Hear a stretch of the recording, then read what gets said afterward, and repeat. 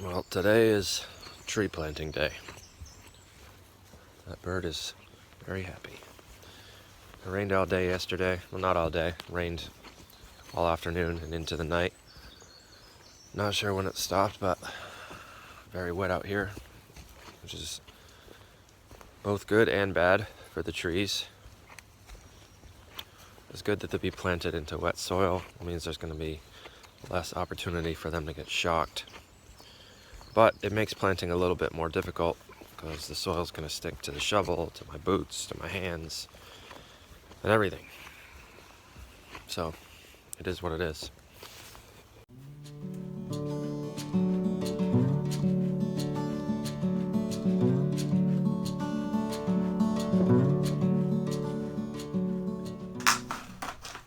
If I sound a little groggy, that's because I am. I was up late last night making signs for the nursery. These vinyl signs are an awesome little trick I learned from a Fedco trees catalog many years ago, though I think they include this in every catalog now.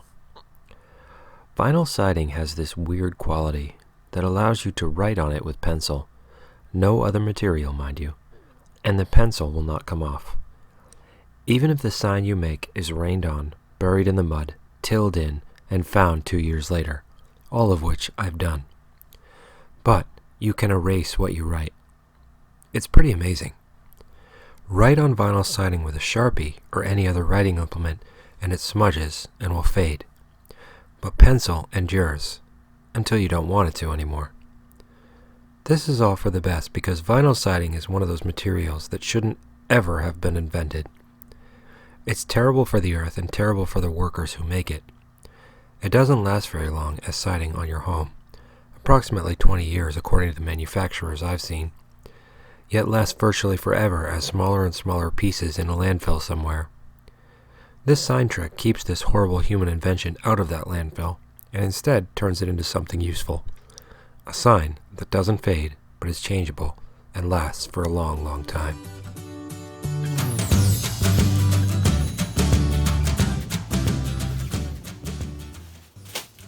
Oh, you almost knocked over my stack. You're a dump. Why do you get to be in the way? Why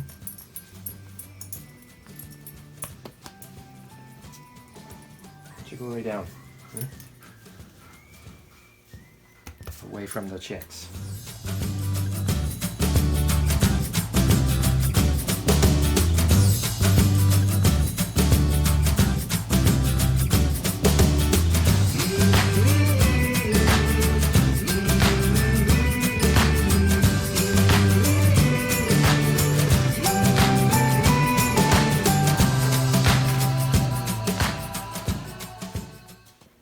Watch out, dude. Can't do this with you standing in the way. You gotta be kidding me. Alright.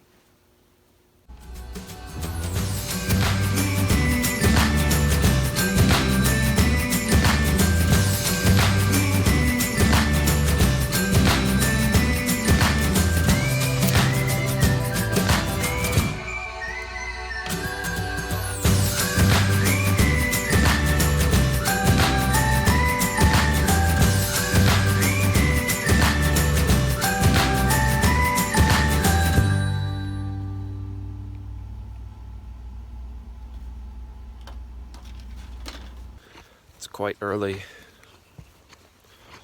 on a Saturday morning.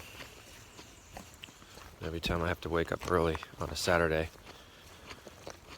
I'm reminded how happy I am that I'm no longer selling at farmers markets.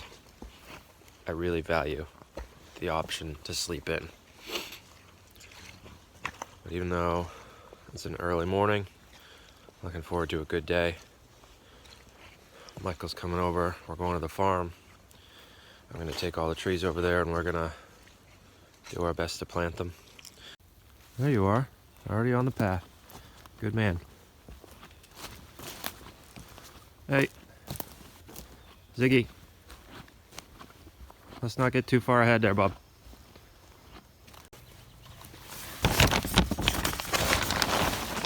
So much water.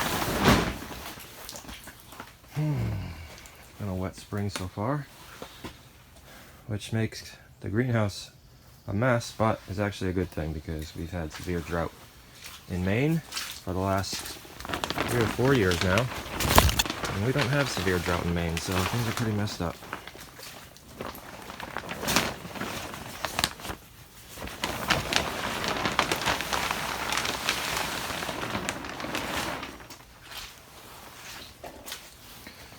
Whew, I gotta get this lettuce in the ground.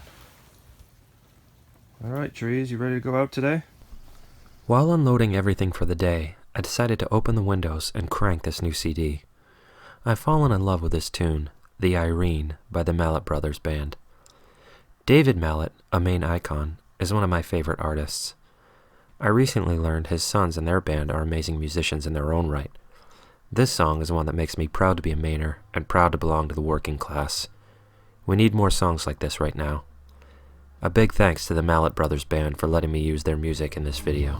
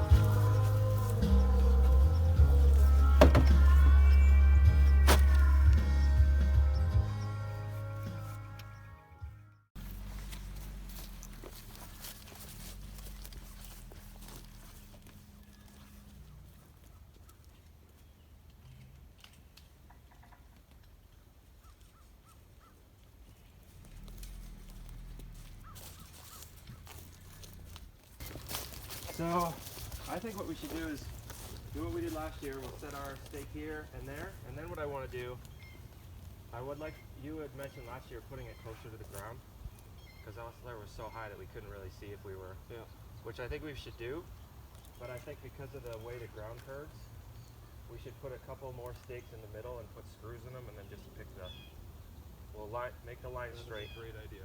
And that way we can have it as close as we want. Alright, grab me a steak, will you?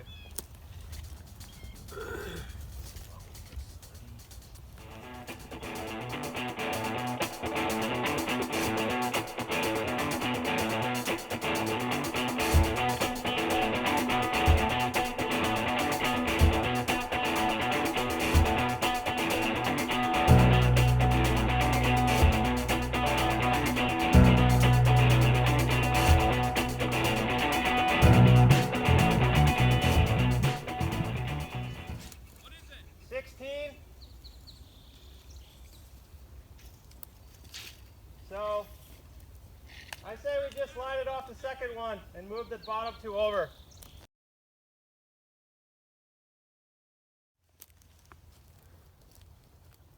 Are you going to go higher than that? I don't know, where do you want to go? I don't know. Really, that one down there is the one that... Yeah.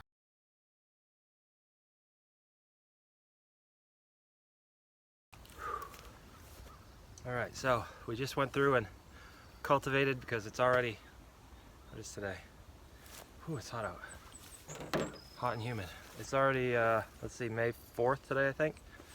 And there's just tons of little tiny weeds coming up, so we figured we take a pass through. I raked back some of the detritus from last fall that we had to mow and till, or just mowed, I guess. So I raked it back and Michael's going down with his stirrup hoe and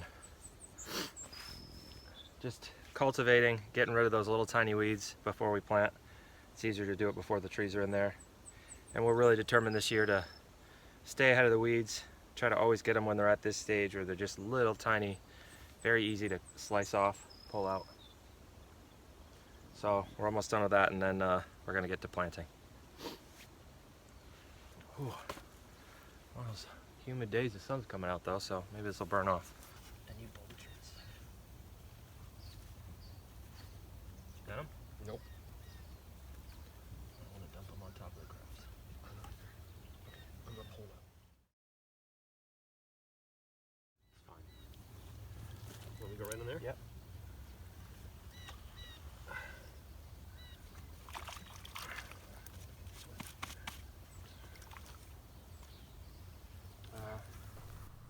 Michael and I work really well together.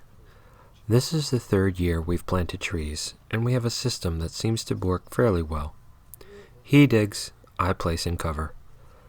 Last year, when we moved the trees to this new nursery that's surrounded by 8-foot-high electric strand deer protection, we planted with the spacing that we determined by eye.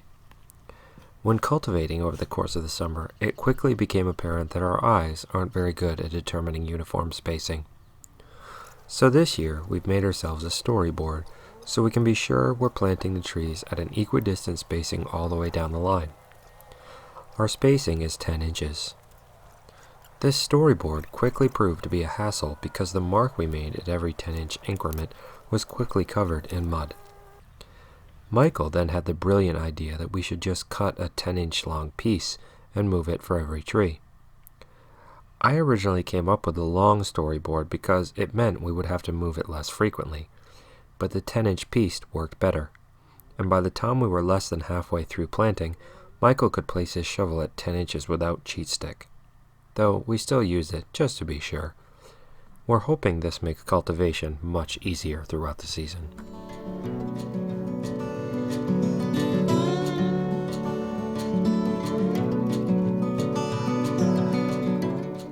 Alright, so we just took a lunch break. We got one bucket left to plant. This line is looking pretty good. We're pretty happy with it. One bucket left. We're good to go. Then we got to hook up the fence, hook up the irrigation. See how it goes. Almost done.